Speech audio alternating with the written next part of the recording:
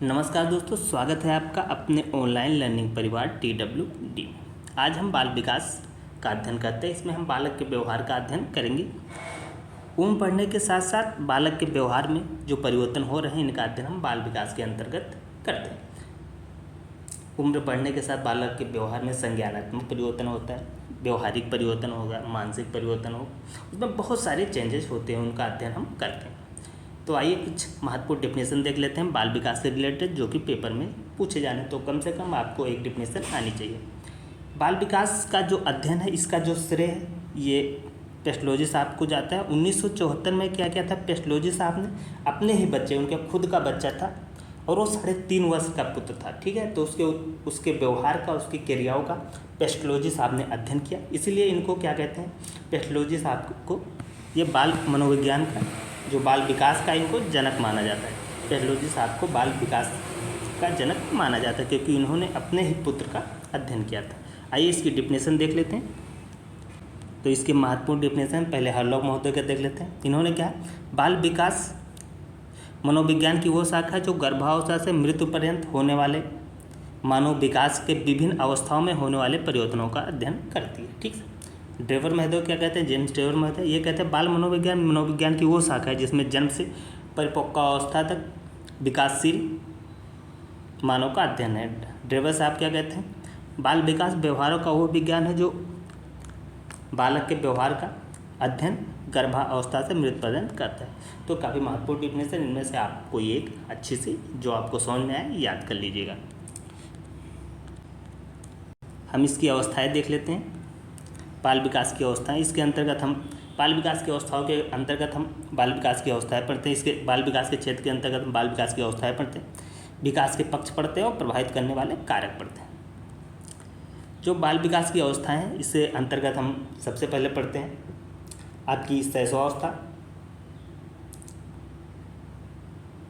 बाल्य अवस्था और किशोरावस्था, और उससे पहले हम पढ़ते हैं गर्भावस्था। गर्भावस्था क्या होती है, गर्भधारण से जब तक बच्चे का जन्म नहीं हो जाता तब तक हम गर्भावस्था होती है। उसके बाद आप शैशवावस्था होती है, ये आपकी 0 से 2 साल तक या 0 से 6 साल तक। अब अलग अलग वैज्ञानिक है, तो कुछ मनोवैज्ञानिकों का तर्क है कि 2 साल तक होती है, 0 से 2 साल, कुछ मनोवैज्ञानिकों को तर्क है कि 0 से 6 साल तक होती है, ठीक है। उसके बाद आती है बाल्यावस्था। बाल्यावस्था आपकी हो जाएगी 6 से 12 साल तक, यह आपकी 6 से 12 साल तक हो जाएगी, 6 से 12 साल तक, ठीक है। और उसके बाद आती है आपकी किशोरावस्था, तो 12 से 18 या 13 से 19, ज़्यादा मेन माना जाता है 12 से 18 साल तक, तो ये हो जाएगी आपकी बाल्यावस्था, ठीक। उसके बाद जो विकास है, सेकेंड पॉइंट हम इसको देख लेते हैं कि इसके अंतर्गत क्या कहता है, बाल विकास के सभी पक्ष क्या क्या होते हैं। सभी पक्ष, एक तो शारीरिक पक्ष होता है कि बालक का फिजिकल डेवलपमेंट कितना हुआ, ठीक है। मानसिक पक्ष है, सामाजिक पक्ष और संवेगात्मक पक्ष और नैतिक पक्ष, ये सारे के सारे बाल विकास के पक्षों में आते हैं। प्रभावित करने वाले कारक जो उसकी सामाजिक परिस्थितियाँ होती है, जैसे इन्वायरमेंट हो गया, वातावरण हो गया, ठीक है, और अनुवांशिकता किस प्रकार से उसके विकास को प्रभावित करती है, ये सारे के सारे प्रभावित करने वाले कारक हो गए। आइए आगे देख लेते हैं। हम बाल विकास की विशेषताएं देख लेते हैं कि बाल विकास की विशेषताएं क्या क्या हैं। तो विशेषताओं में सबसे पहले हम देखते हैं जो बालक का विकास मनोवैज्ञानिक की एक शाखा होती है, ठीक है। अगला पॉइंट आपका होगा ये एक व्यवहारिक विज्ञान है, ठीक। तीसरा पॉइंट आपका होगा ये विधायन या नियामन विज्ञान है, ठीक।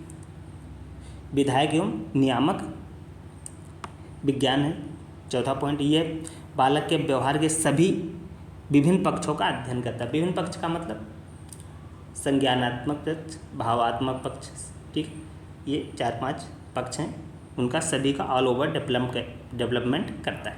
अगला पॉइंट हो जाएगा आपका, इसके अंतर्गत संज्ञानात्मक, संवेगात्मक, क्रियात्मक पक्षों का अध्ययन करते हैं, ठीक है। अगला पॉइंट, इसका केंद्र बिंदु बालक होता है, क्योंकि जब हम बाल विकास की बात करते हैं तो केंद्र में बालक ही होगा। जैसे आजकल हम जितनी भी एजुकेशन पॉलिसी सब बालक को केंद्र में मान के ही बनती है।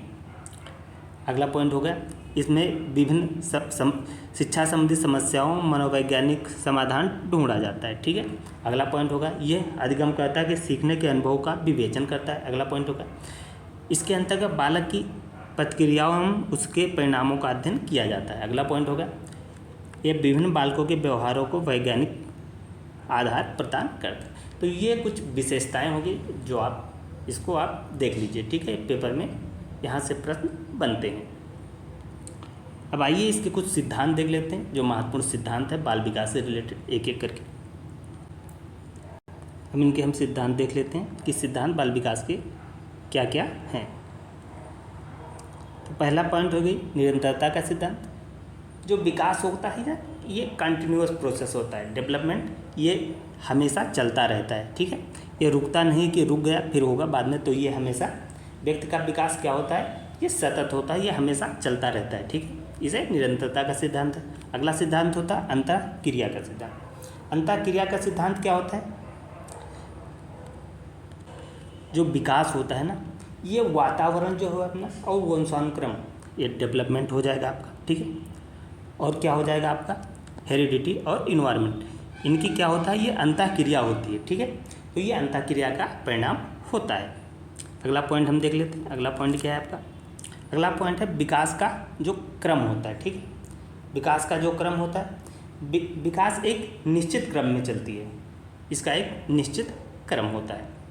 फिर अगला पॉइंट हो जाएगा आपका परस्पर संबंध का सिद्धांत। अब विकास संबंधित कैसे होता है, जैसे कि आपके इसके विभिन्न पक्ष होते हैं, जैसे शारीरिक विकास हो गया, मानसिक, सामाजिक, संवेदनशील, नैतिक। यदि आपका शारीरिक विकास सही से नहीं हो पा रहा है, शारीरिक विकास सही से नहीं हो पा रहा है, तो आप मान के चलिए आपका जो सामाजिक विकास है, ठीक है, संवेगात्मक या नैतिक विकास है, वो भी अच्छे से नहीं हो पाया। जब आपका शारीरिक विकास अच्छा होगा तो मानसिक विकास भी अच्छा होगा, सामाजिक विकास भी अच्छा होगा, संवेगात्मक विकास और नैतिक विकास अच्छा होगा। कहते हैं ना, स्वस्थ शरीर में स्वस्थ मस्तिष्क का निवास करता है। तो विकास के एक पक्ष दूसरे पक्ष को प्रभावित करते हैं। अगला पॉइंट देख लेते हैं, समान प्रतिमानों का सिद्धांत। अब समान प्रतिमानों का सिद्धांत क्या होता है, इसके अंतर्गत हम डिस्कस करते हैं कि प्रत्येक जो भी प्रजाति है, जैसे मानव है तो मानव की संतानें क्या होगी, वो मनुष्य के समान होगी। उनके जो अलग अलग डेवलपमेंट के प्रोसेस है उसी को फॉलो करें। जैसे कोई मान लो सपोज हाथी है, तो उसके जो बच्चे होंगे वो हाथी के अकॉर्डिंग होंगे और उसका विकास का एक उसी के अनुसार एक क्रम होगा। तो समान प्रतिमानों का विकास, तो ये सारी चीज़ें उस पर लागू होती हैं। अब वो चाहे किसी सोसाइटी का हो, संस्कृति का हो या समाज का हो, सब पे यही लागू होता है। जैसे मनुष्य होगा तो उसका विकास मनुष्य की तरह ही होगा, हाथी होगा उसका विकास हाथी की तरह, घोड़ा होगा उसका विकास घोड़ा, पक्षी होगी उसका विकास पक्षी की तरह ही होगा। अगला आपका होगा व्यक्तिक विभिन्नता का सिद्धांत। व्यक्तिक विभिन्नता से आप क्या समझते हैं? व्यक्तिक विभिन्नता का मतलब होता है कि जो प्रत्येक व्यक्ति होता है ना, दूसरे व्यक्ति से इसमें अलग होता है। जैसे किसी के अंदर सिंगिंग के टैलेंट होता है, कोई डांसिंग अच्छा करता है, कोई स्पोर्ट में अच्छा है, कोई मैथमेटिक्स में अच्छा है, कोई आर्ट में अच्छा है, किसी को खाना बनाना पसंद है, किसी को कोई चीज़ें पसंद है। तो कुछ ना कुछ एक से दूसरे में अंतर होता है। ये चीज़ें होती है व्यक्तिक भिन्नता। जैसे कोई शारीरिक भिन्नताएँ होती है, जो सामाजिक भिन्नता होती है, इकोनॉमिकल, जैसे कोई हाई क्लास कोई लो क्लास का है, ठीक है। तो ये विभिन्नताएँ बहुत प्रकार की पाई जाती हैं। तो ये एक व्यक्ति से दूसरे व्यक्ति में अंतर होता है। इसका जो मूल कारण होता है, एक तो वंशानुक्रम भी हो जाता है और दूसरा हो जाता है वातावरण। ये व्यक्ति भिन्नता को सबसे ज़्यादा प्रभावित करने वाले कारक होते हैं। तो आज हमने काफ़ी टॉपिक कवर कर लिया है। अगले टॉपिक में हम विकास की अवस्थाओं के बारे में देखेंगे। शैशवावस्था, गर्भावस्था, बाल्यावस्था और किशोरावस्था के बारे में डिस्कस करेंगे।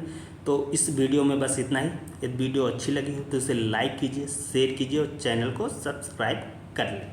इस वीडियो को आप बार बार देखिए। प्रीवियस ईयर क्वेश्चन पेपर करा दिए हैं, उसको करिए और MCQ टाइप क्वेश्चन कर लीजिए और आपको ज़्यादा टेंशन लेने की ज़रूरत नहीं है। ठीक है, इस वीडियो में इतना ही। जय हिंद, जय भारत।